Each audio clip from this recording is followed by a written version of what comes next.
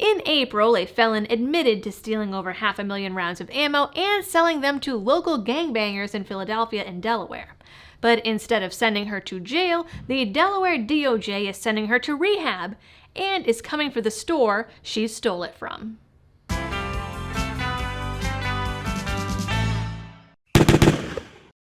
Hey everyone, and welcome back to the channel. This video today is sponsored by Right to Bear Insurance.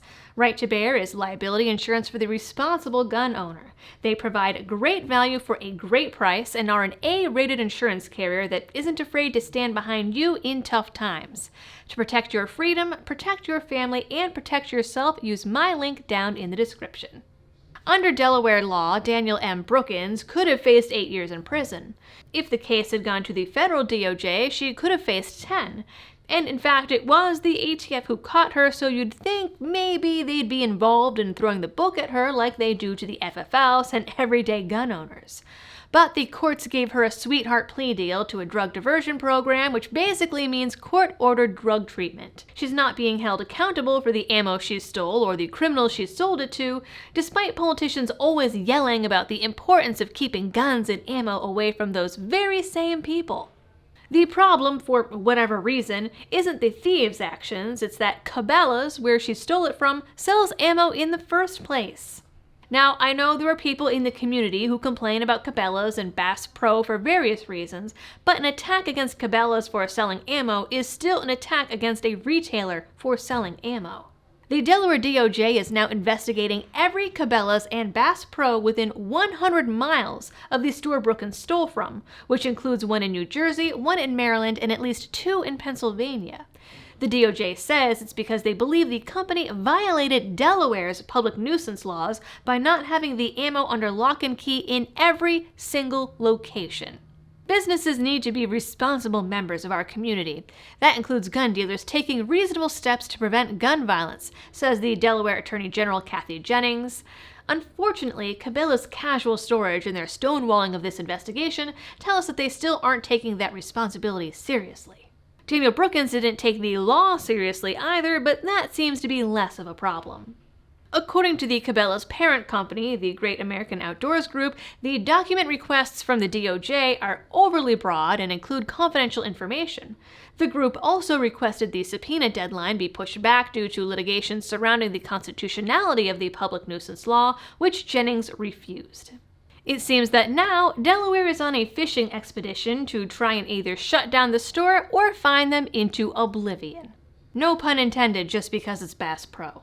Meanwhile, when asked about the light sentence, a DOJ spokesperson said, well, Brookins pled guilty to the highest charge against her, and it was clear that she was ready and willing to accept responsibility for her actions.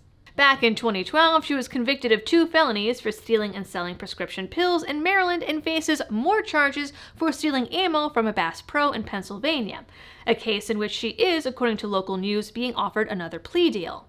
Delaware was aware of this and know that she's a fugitive from justice, but it doesn't matter. It's almost as if she's somehow related to the Bidens.